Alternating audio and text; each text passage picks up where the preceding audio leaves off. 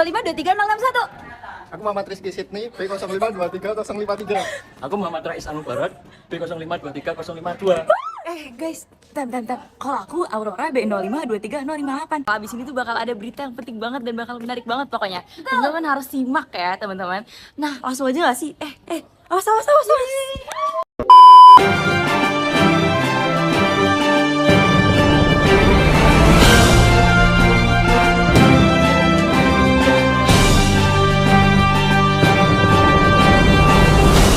teman-teman semuanya, perkenalkan aku Prilly Arista dari kelompok 6. Di sini aku akan membawakan berita tentang semantik dan juga pragmatik. Jika kita memperoleh semua informasi, pasti di sana ada makna dan juga maksud. Oke, makna dan juga maksud dibagi menjadi dua, semantik dan juga pragmatik. Nah, yang termasuk dari makna yaitu semantik, sedangkan maksud adalah pragmatik. Dan di sini aku akan menjelaskan tentang semantik terlebih dahulu. Oke, sebelumnya semantik itu apa sih? Kata semantik dalam bahasa Inggris yaitu semantik berasal dari bahasa Yunani yaitu semene, yang berarti yaitu bermakna. Mungkin kita tidak asing dalam mendengar kata semiotik, tetapi perlu kita pahami bahwa kata semiotik dan juga semiotik itu memiliki perbedaan yang sangat besar. Nah, perbedaannya apa sih? Semiotik yaitu mengkaji tentang sebuah sistem lambang dan juga tanda. Sedangkan semiotik mengkaji tentang makna dalam satuan bahasa. Yang kedua yaitu pendekatan makna semiotik. Dalam menganalisis data bahasa, pendekatan semiotik sangat dibutuhkan. Nah, yang pertama ada pendekatan konseptual. Pendekatan ini dipaparkan oleh Ferdinand de Saussure. Kita lihat pada segitiga di atas. Untuk yang bagian bawah, yang mana orang berbicara kuda itu merupakan sebuah bunyi. Untuk segitiga di bagian atas, yang mana di situ banyak orang-orang yang mengasumsikan bahwa kuda itu bisa disebut sebagai hewan yang berkaki 4 atau hewan yang dapat ditunggangin dan lain-lain. Dan itu merupakan dari maknanya. Di ujung sisi yang sebelah sana terdapat gambar sebuah kuda ataupun kuda yang ada di sebuah papan catur. Di situ dapat kita asumsikan sebagai acuan. Jadi dalam segitiga tersebut terdapat makna bunyi dan juga acuan. Yang kedua yaitu pendekatan komponensial. Pendekatan komponensial ini berteori bahwa setiap kata memiliki pikiran, ide, ataupun juga makna. Yang pertama yaitu pada kata bapak dan juga ayah. Dapat diartikan kata bapak dan ayah memiliki makna bahwa mereka berdua adalah sama-sama manusia, sama-sama memiliki anak, sama-sama orang dewasa. Tetapi yang membedakan antara keduanya bahwa bapak adalah sebutan kita untuk semua orang yang lebih tua, sedangkan ayah adalah sebutan untuk bapak kita sendiri. Jadi, kata ayah tidak bisa sembarang disebut untuk orang lain kecuali ayah kita sendiri. Yang ketiga yaitu pendekatan operasional. Pendekatan operasional ini bergantung pada konteks di mana kata itu dijual. Yang pertama yaitu contoh pada kata jatuh. Dapat kita lihat dari contoh yang pertama yaitu adik jatuh dari sepeda.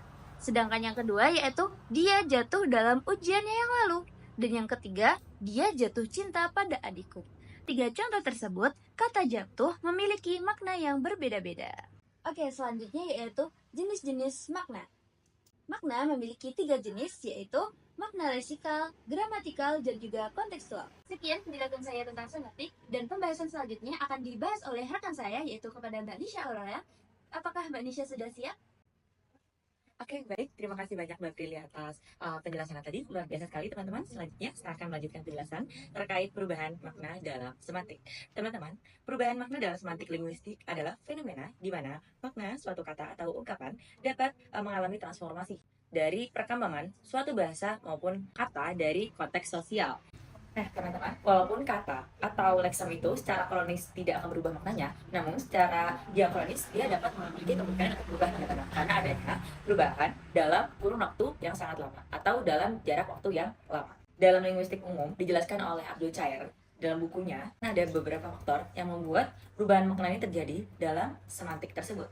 Yang pertama adalah perkembangan dalam bidang ilmu dan teknologi itu sendiri. Salah satunya seperti contoh kata cloud atau awan. Nah, teman-teman, dalam kata cloud, seperti yang kita ketahui, cloud dalam kata bahasa adalah berarti awan. Namun, dalam teknologi di zaman sekarang, banyak menggunakan cloud sebagai tempat penyimpanan data internet. Selanjutnya akan ada dari faktor perkembangan sosial dan budaya. Dalam perkembangan sosial dan budaya, dijelaskan contohnya yaitu adalah kata saudara atau dalam bahasa Arab, akhun.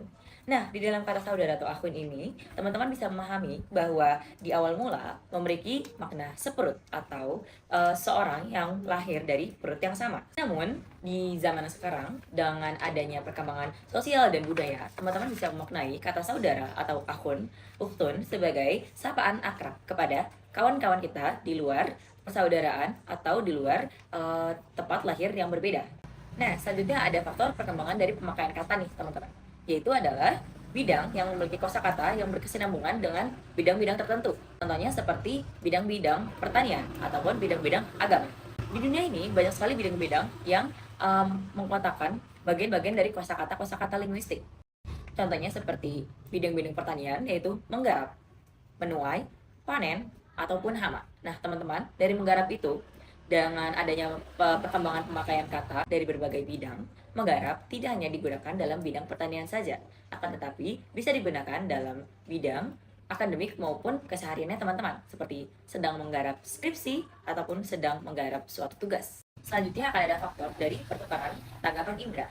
Teman-teman, setiap alat indera kita memiliki masing-masing fungsi untuk menangkap segala gejala yang terjadi. Memberikan contohnya nih, yang mudah untuk teman-teman pahami, yaitu kata pedas. Kata pedas sendiri biasanya di awal mula ditangkap oleh lidah. Namun, karena adanya pertukaran tanggapan indera yang membuat perubahan kata dan menjadi faktor perubahan kata, kata pedas bisa ditangkap oleh indera pendengar. Selanjutnya adalah faktor perubahan makna melalui asosiasi.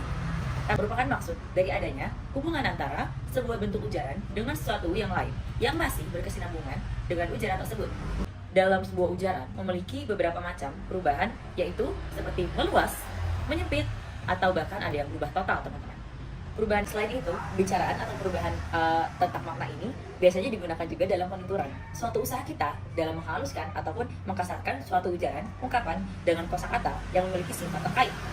Baik teman-teman, yang tadi kita sudah mendapatkan penjelasan terkait kekamburan makna dan perubahan makna dalam semantik, juga tadi telah diberikan penjelasan juga terkait pendekatan semantik oleh Mbak Prilly.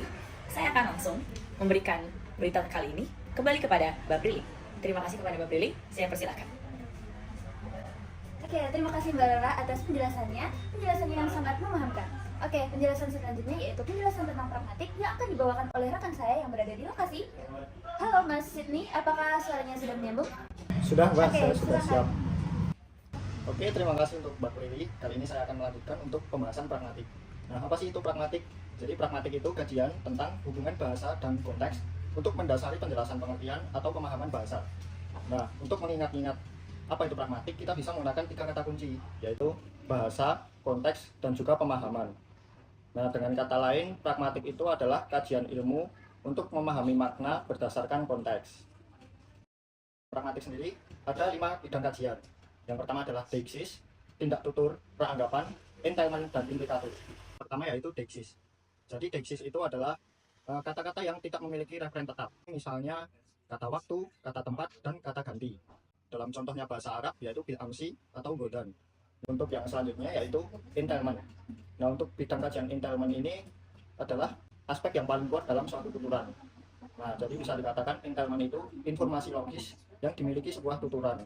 Contohnya yaitu misalnya ada kalimat saya menyesal telah melanggar peraturan ini. Dalam bahasa Arab ada juga entailment, teman-teman. Contohnya yaitu Ahmadu Tolibun Zakiyu. Nah, itu tadi teman-teman pembahasan seputar definisi pragmatik, deiksis, dan juga entailment. Lalu pembahasan selanjutnya akan diteruskan oleh rekan saya yaitu Mas Rais. Terima kasih kepada Mas Sydney karena telah menjelaskan macam-macam pragmatik, yaitu deiksis dan juga entailment. Sekarang saya akan melanjutkan tentang penjelasan macam-macam pragmatik, yaitu tindak tutur, peranggapan, dan juga implikatur. Dimulai dari tindak tutur. Tindak tutur adalah bagian dari kegiatan tindakan yang diperlihatkan melalui tuturan. Contohnya, al-hawa uharun jiddan huna. Di sini udaranya sangat panas sekali. Selanjutnya ada peranggapan. Peranggapan adalah perkiraan atau dugaan yang dimiliki penutur sebelum mengucapkan tuturan. Contohnya, ta'akhkhara Ahmadu marratan ukhra. Ahmad terlambat lagi. Lalu selanjutnya ada implikatur. Implikatur adalah makna tersirat dari apa yang diucapkan oleh penutur. Mungkin itu saja yang bisa saya jelaskan. Selanjutnya saya akan kembalikan kepada narasumber. Terima kasih Mas Rais dan juga Mas Sidney atas pembahasannya. Semoga pembahasan tentang semantik dan juga pragmatik ini dapat dipahami dengan baik. Sekian dari kami, terima kasih.